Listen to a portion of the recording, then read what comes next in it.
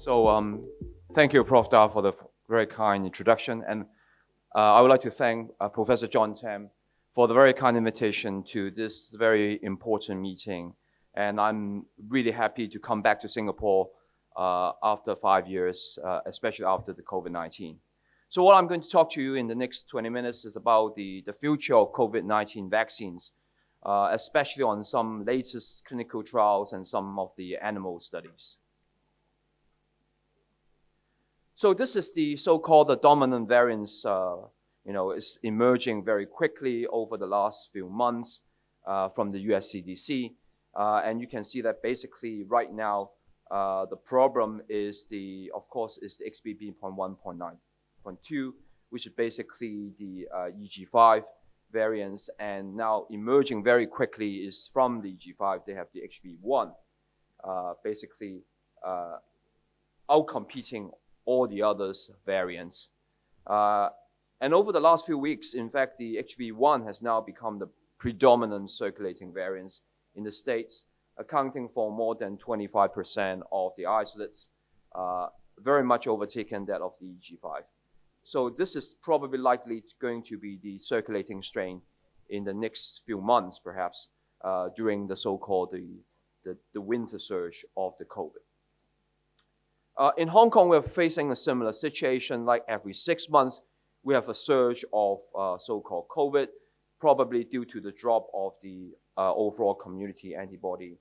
And that, of course, we are seeing more and more cases in the Queen Mary Hospital, which the hospital I'm working in. We're seeing more severe COVID-19 patients in the ID ward as well as in the ICU.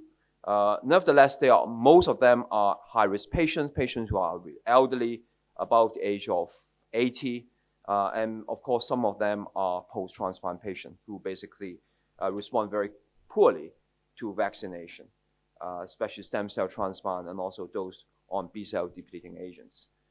In terms of the isolates, again, is predominantly from the XBB.1.9.2, with basically you see that without actually defining the isolates as predominant XBB, but you can see that basically is still the EG5, and probably the XBB.1 will become the dominating strain in Hong Kong as well. With regards to the vaccination situation in Hong Kong, we had a pretty good vaccination rate, as you can see here. Basically, we have 2 doses is more than 93%, and 3 doses 80%, and of course, some people already have the 4th and the 5th dose, and some even with the 6th dose. Okay, but you can see that the general trend is that there is, in the general population, there's a reduction in terms of the percentage of people getting the booster shot, very much because of the very robust hybrid immunity and also the relatively mild disease among the healthy population. I think globally still the same problem, especially in Hong Kong and also in Singapore, is that, and also in the mainland China, is that the elderly group is those who very much needed the vaccine are unfortunately relatively low vaccination rate. So in Hong Kong, those about the age of 80, we have around a vaccination rate of about 70%. And especially for those who are staying at home most of the time or in elderly homes that very much needed the vaccination are those unfortunately not receiving the vaccine or still refusing to receive the vaccine.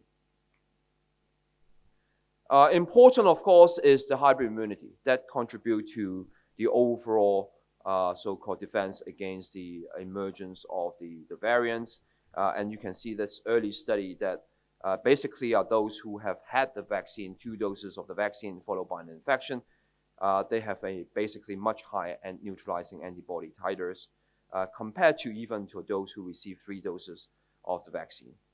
And very much because of the hybrid immunity, the overall so-called mortality rate of COVID-19 is now very much similar to the seasonal influenza. It's basically lower than 0.1%. In terms of the vaccine platform, I think in Singapore and Hong Kong, we have both the mRNA vaccine platform and the inactivated vaccine platform. The mRNA vaccine platform is basically is still being used with, of course, the newer generation available with the bivalent, and now hopefully with the monovalent vaccine will be available quite soon. Whereas the inactivated vaccine platform, still we are at the stage of using the original strain. There's, of course, the recombinant vaccine platform as well as the adenovirus vector vaccine platform available as well.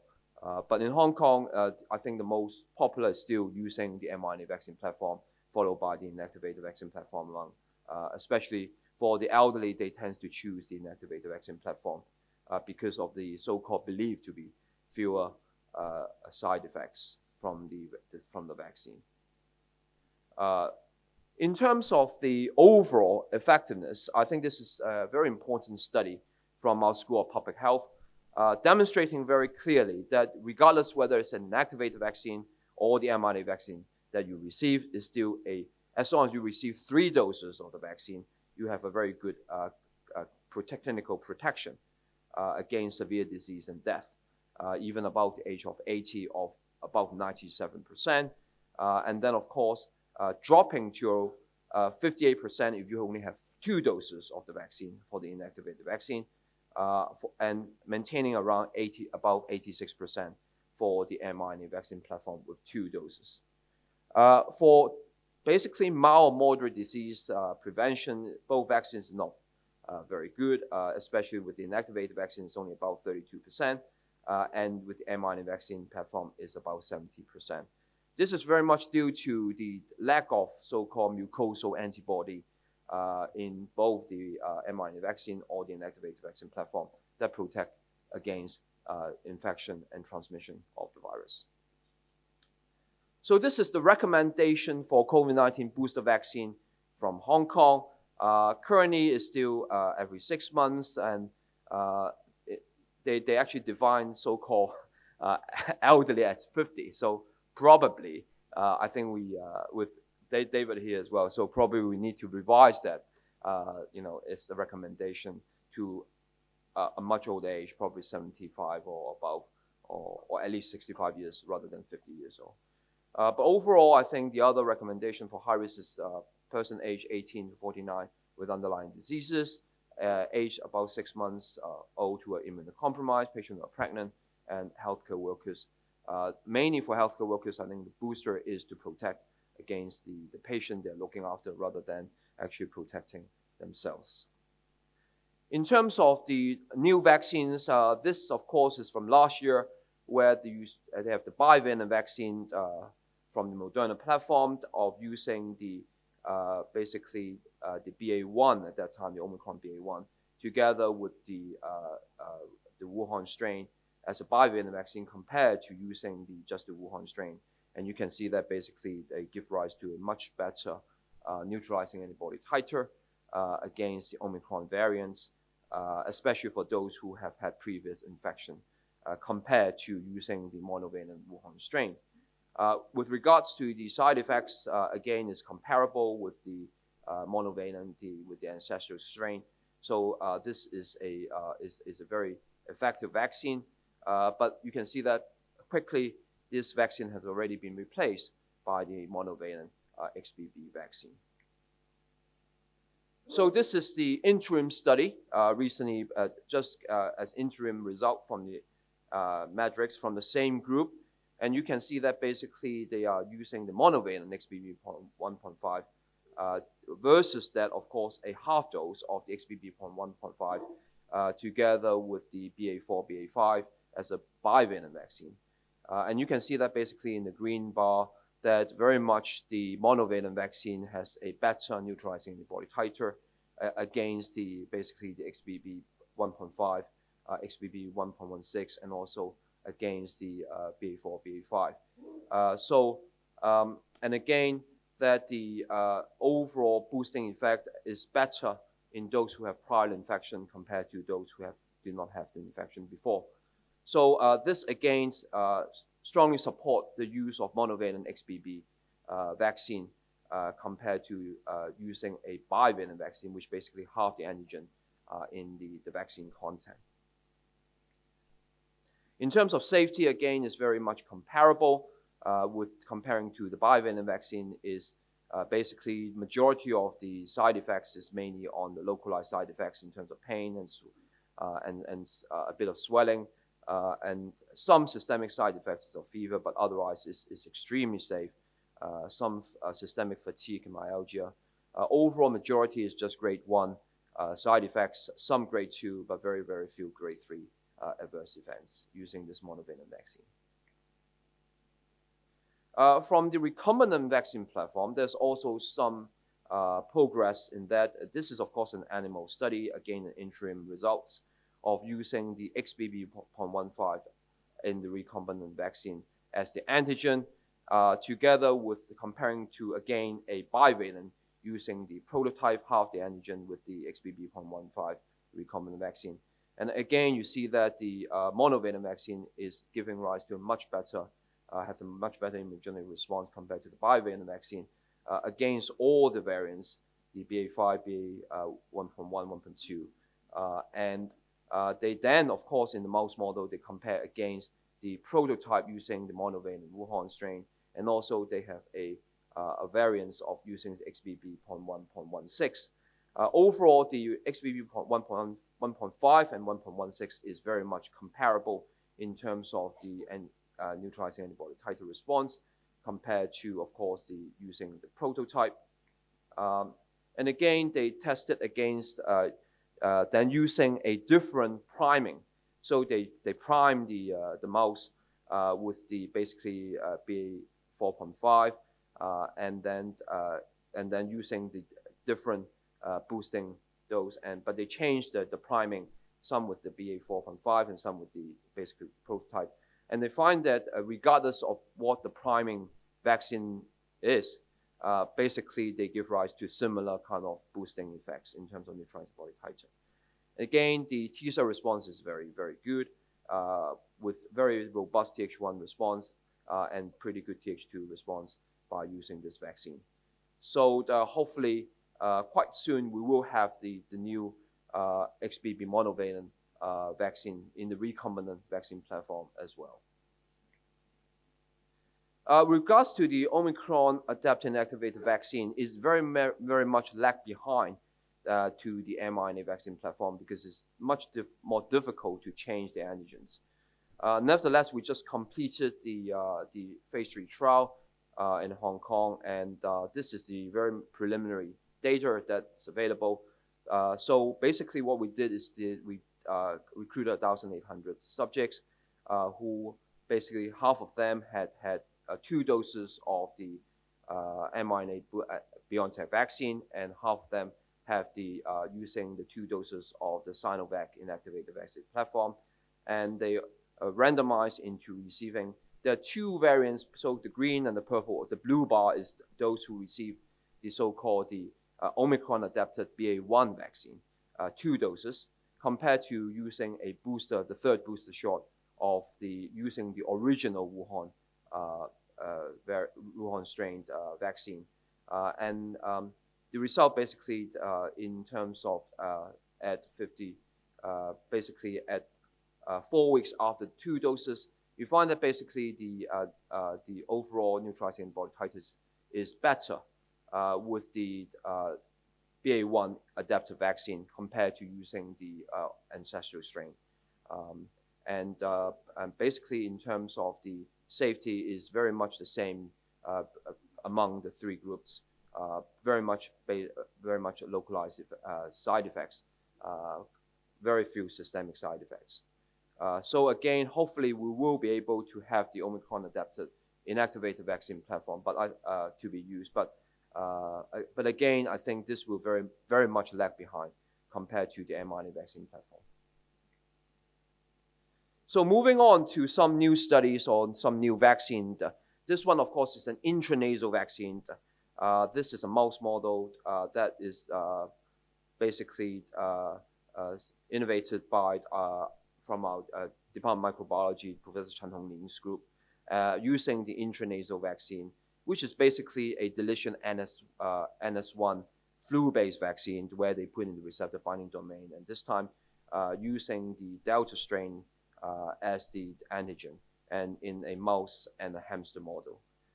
By giving 2 shots intranasally to the mouse, you see that basically they give rise to very, very robust protection for the mouse against both the Delta and the Omicron. And of course, if you change the antigen to Omicron variants, it gives rise much more specific protection, especially in lower respiratory tract in terms of viral, so-called the lower viral load, compared to using the Delta strain. Besides, they also look at because it's a basically H1 vector base, so they also look at the response in terms of influenza protection against. It gives rise to pretty good hemagglutinin antibody response. And then, of course, they have very, very robust T and B cell response in this mouse model. This vaccine has already been gone through the phase 1 trial in Hong Kong, and also a phase 2 trial in Hong Kong, and also in the mainland with emergency use with this intranasal vaccine. And this is basically a phase 2 study. And you can see that by using this intranasal vaccine, it gives rise to a very good, compared to using basically a placebo, it gives rise a very good systemic antibody response with very good T cell response as well. In terms of the mucosal response, however, is not as satisfactory as we expected. In terms of the IgA-specific intranasal mucosal response, is around 20% of the subjects that could be detected. The other problem, of course, we understand is the assay. In terms of the IgA assay in the mucosal is again much more difficult to control. So probably improving the assay will give rise to a better results in subsequent studies. But overall, I think it's proven that it's have a pretty robust response, both systemically and also some mucosal response that hopefully will be able to protect against the infection of COVID-19, not just against severe disease. This is, of course, another very important study, which is the adenovirus vector-based aerosolized vaccine that already now in use in the mainlands. And this is, of course, an aerosolized, so you basically use a nebulized technique to breathe in the vaccine, like a gel of this vaccine that you have to breathe in. And it gives rise to very robust systemic antibody response. The good thing about this vaccine, of course, is it gives rise to better protection, not just in the upper respiratory tract and probably in the lower respiratory tract as well. But I think important is that we need more studies to look at the side effects and the systemic side effects. And of course, the difficulty is the practicality of this vaccine, that when you taking this vaccine, then you probably need to be you need to do it in an isolated facilities or isolated rooms, and of course there's a lot of afterwards there's also some infection control measures that have to implement after taking this vaccine. So finally, I think is a new recently published study from our group of using by Dr. Koch. So this is basically an interferon integrated mucosal vaccine. So it's another mucosal vaccine, but this one is basically using the SARS-CoV-2 envelope deficient virus, and then of course replacing the open reading frame 9 by the interferon beta, and using this vaccine. And of course, in both in the mouse model and the hamster model, it demonstrated very good protection against the different variants of the SARS-CoV-2. And then, of course, not just that, it's able to cross-protect against different variants, and also that is able to give rise to, again, very robust T cell and B cell response. And hopefully by using this vaccine, it may be able to protect, universal, not just against the latest variants, but also all the antigen containing in the vaccine, but is able to cross-protect against the different variants or the newly emerged variants of the COVID-19. So hopefully this study will be able to move into phase 1 quite soon. So in conclusion, I think looking ahead, currently I think because of the very robust hybrid immunity and also the high vaccination rate with natural infection, I think we're able to moving into an endemic phase. And overall, I think both the antibody in the community is very high, so it's able to protect most of the healthy individuals against the infection, or at least a mild infection. Together with with the effective antiviral treatment, I think currently we're able to protect against our at-risk individuals against severe infection. And of course, hopefully we'll have the third generation XBB adapted monovalent vaccine to increase both the breadth and also to boost the antibody response. It's likely that every winter, because of as in Hong Kong in the northern or southern hemisphere, there will be a so-called biannual surge of both COVID and flu. We will need an annual COVID-19 and flu vaccination for the very high risk and also for the healthcare workers with the latest variants of the latest match vaccine, hopefully. Face masking is still important, especially for high-risk individuals in crowded indoor areas. But again, overall, I think for the majority of the healthy individual, I think the overall immunity is adequate. In terms of the moving forward, I think intranasal vaccine will be extremely important and hopefully we'll have a combined COVID-19 and flu vaccine with very good mucosal IgA antibody protection quite soon. And this will be extremely important to stop both the transmission and also protection against severe disease. So with this, I would like to end my talk, and I welcome any questions. Thank you. Thanks, Ivan. Got one online. When the mRNA vaccines came out, it was a mixed blessing. One is we got them, but two, some controversy and maybe misunderstanding. So is the platform mRNA a barrier, or I know there's advantages to get them out quickly, but is it, from the community's point of view, still a barrier? And are some of the other recombinant and intranasal perhaps got a chance of being more accepted because of this hesitancy associated with, inappropriately, with mRNA vaccines? Yeah, I think right now, I think mRNA vaccine platform is still probably the best vaccine available right now. And especially for the high-risk individuals and the elderlies. And of course, we do know that even, there's some, post-transplant high-risk individuals that do not respond to the mRNA vaccine and they need the monoclonal antibody injection. But overall, I think for the elderly and for, the high-risk, the mRNA vaccine platform is still valid and still probably the best match in terms of with the circulating variants.